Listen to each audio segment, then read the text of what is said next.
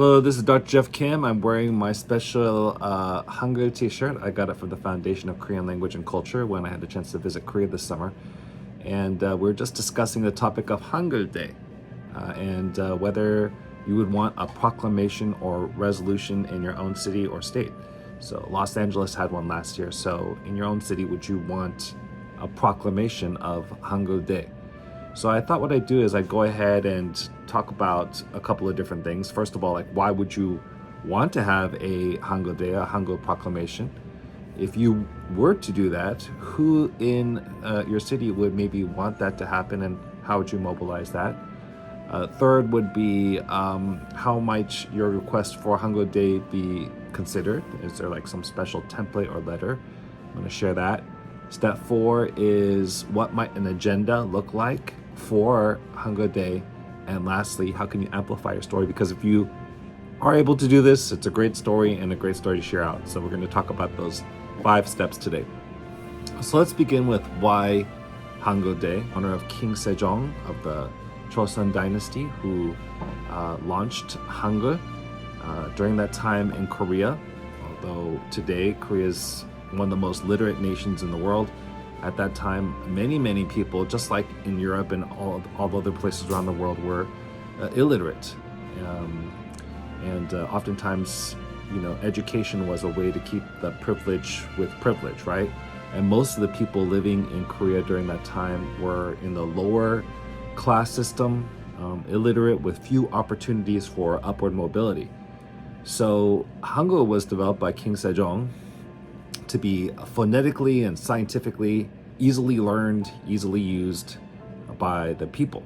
In fact, much more easier compared to the Chinese system, which was used in Korea at that time, where you would have to know like many hundreds or thousands of characters in order to even begin to read.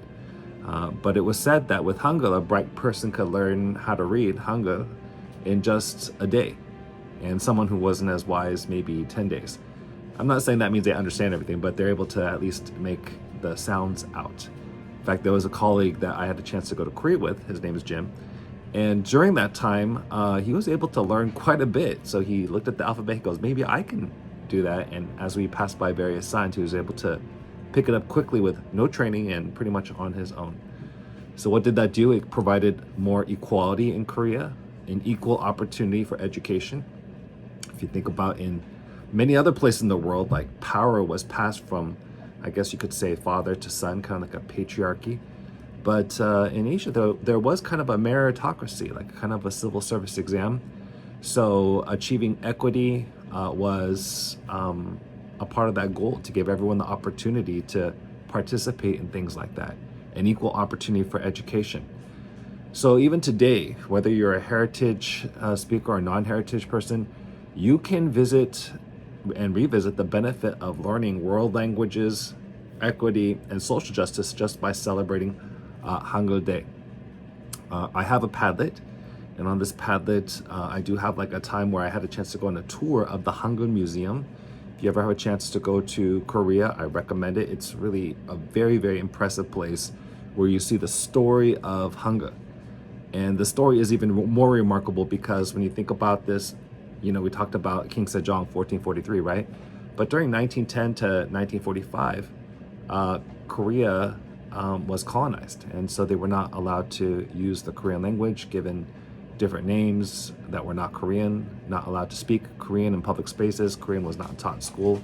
That's like 35 years. So it makes me think, like, if I didn't speak any Korean or didn't really speak Korean until I was 35 years old, right? I probably would not be very good at it, right? And I can kind of relate because I didn't grow up speaking Korean myself, and definitely not in schools.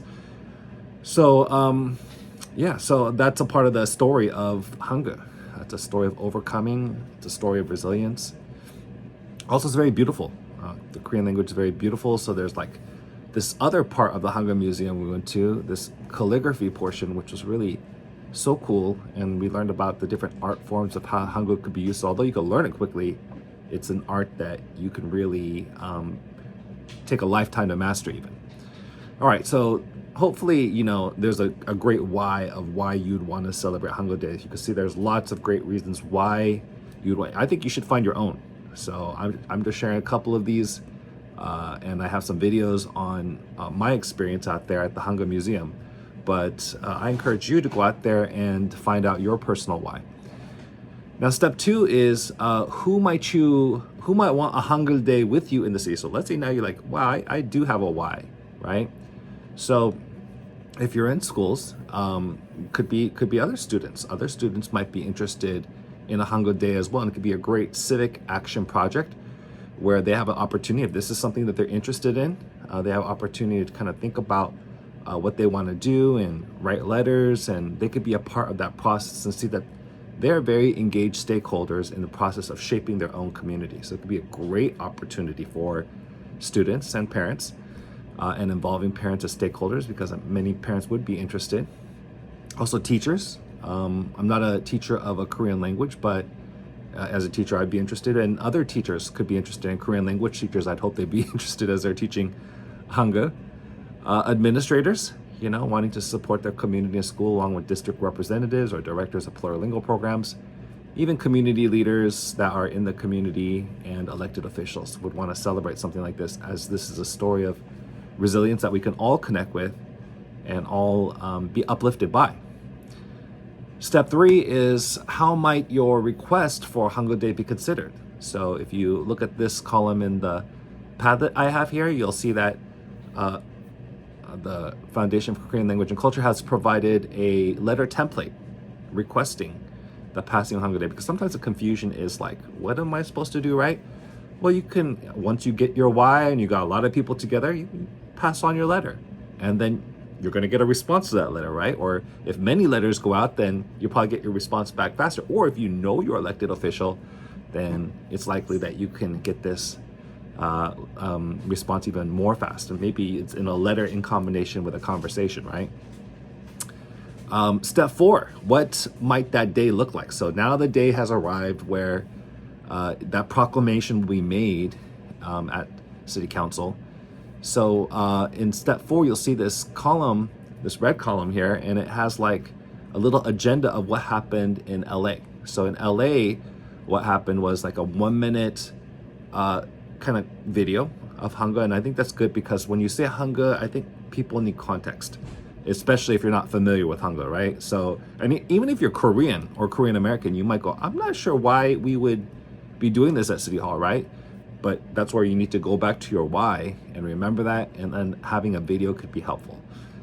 Secondly, what LA did was they also had a descendant from King Sejong. They also had the Consul General, Kim Yong-hwan, come out and also share an address, along with a representative from the Foundation of Korean Language and Culture, Dr. Monica Ryu. She gave a very beautiful address, very compelling, and that's actually where I got a lot of the why. I was taking notes from her sharing and thoughts. And then a number of high school students came and shared, kind of like a group presentation, I would say, of the benefit that they had, the joy that they had of learning this significant language, and how pleased they were to have a day like this. And so it's a great opportunity for them to also use their voice and feel like they're a part of making the change in our country. And then they also presented them with a gift, and it was beautifully done with the Korean calligraphy, Hangul. Although it could be very clear, like very straight lines, like straight lines, like you're saying here, very easy to write, but it could also be done so beautifully with calligraphy as well. And so they were able to present that there, and that's always nice to present a symbolic and meaningful gift, especially in Korean culture, but I think all cultures can appreciate that. And then finally, step 5, how might you amplify the story? So now that it happened for you, this is a story to be proud of, and so lots of media might be interested in covering that story and telling that story as well. So just being prepared for that, and other resolutions by the state. In step 5, I have some examples of that. Could be even the Korean media, but other media that might be interested as well. So here's kind of like a 5-step process if you're interested in celebrating Hangul Day and having that proclamation or resolution.